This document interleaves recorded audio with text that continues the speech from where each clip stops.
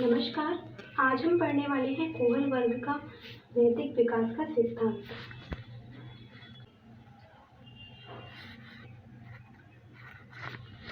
आज हम इस वीडियो में पढ़ेंगे कोहल वर्ग का नैतिक विकास का सिद्धांत। कोहल वर्ग ने अपने इस सिद्धांत को समझाने के लिए इस सिद्धांत को 3 स्तरों में बांटा और इस सिद्धांत की 6 अवस्थाएं बताई, जिनको 6 चरणों के नाम से भी जाना जाता है। इस सिद्धांत को एक अन्य नाम से भी जाना जाता है, जिसे हम कहते हैं अवस्था का सिद्धांत, क्योंकि कोहल वर्ग ने इसे अवस्थाओं में भी बांटा था।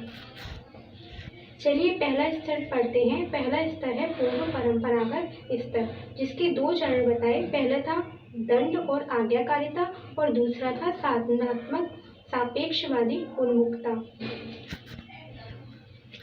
दूसरा स्तर बताया परंपरागत स्तर। इसके जो 2 चरण थे, उसमें पहला था अच्छा लड़का या अच्छी लड़की की अवस्था और दूसरा था सामाजिक व्यवस्था के प्रति सम्मान की अवस्था।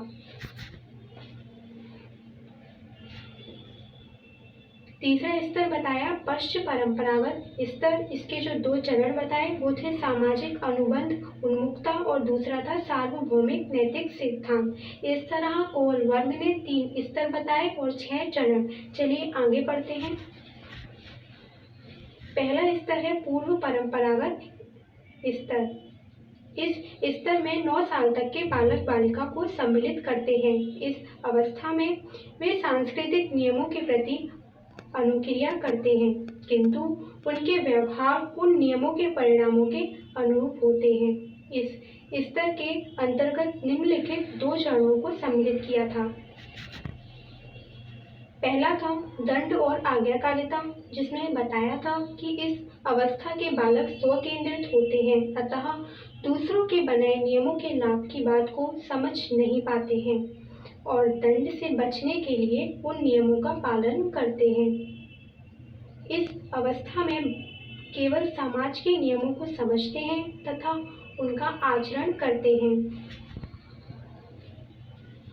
दूसरा चरण था व्यक्तिवाद एवं विनिमय। इस चरण में उन्होंने बताया कि इस अवस्था में बालक उस कार्य को नैतिक कार्य मानते हैं जिसके द्वारा उनकी आवश्यकताओं की पूर्ति होती है। बालक उसी कार्य को करते हैं जो उन्हें उचित लगता है।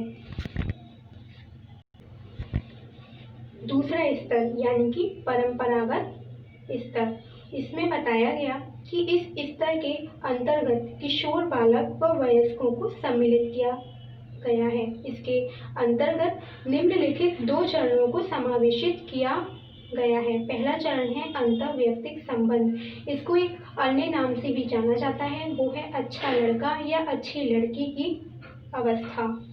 इस चरण में बालक उस नैतिक कार्य को करना पसंद करते हैं जिसे दूसरे उचित मानते हैं।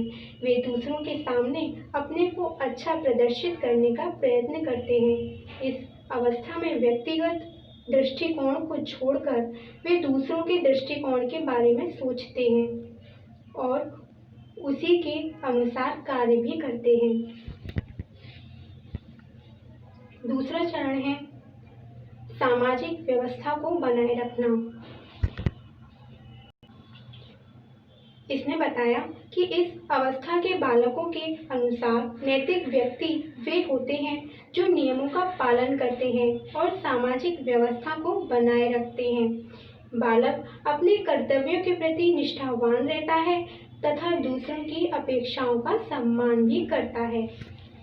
तीसरा स्तर बताया था पश्च परंपरागत स्तर। इसके भी 2 चरण बताए, जो कि मैं आगे आपको बताने वाली हूँ।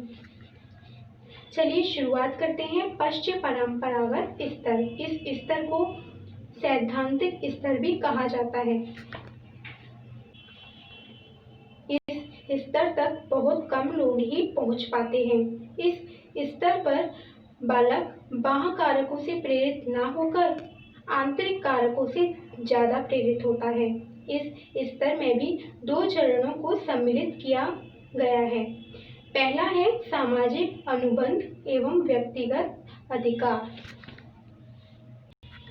यह है चरण नंबर 5वां है चलिए पढ़ते हैं इसको। व्यक्ति समाज को व्यवस्थित रूप से बनाने की बात करता है, किंतु इस चरण में वह समाज को व्यवस्थित रखने के लिए क्या मापदंड होने चाहिए, इस बारे में विचार करता है। उसके अनुसार एक स्वस्थ समाज वह है जिसमें व्यक्ति एक दूसरे की भलाई का भी ध्यान रखता है। अब आते हैं छठवें चरण पर, जिसका नाम है सार्वभौमिक नैतिक सिद्धांत। यह चरण नैतिक विकास का अंतिम चरण है। इसमें व्यक्ति समाज के नियमों को बनाए रखने के लिए अपना सर्वस्व त्यागने के लिए भी तैयार हो जाते हैं। कोहल वर्ग के अनुसार इस चरण तक बहुत कम लोग ही पहुंच पाते हैं। आज हमने पढ़ा कि कोहल वर्ग के नैतिक सिद्धांत को 3 स्तर और 6 चरण में बांटा। आज के लिए बस इतना ही। मिलते हैं नेक्स्ट वीडियो में। तब तक के लिए धन्यवाद।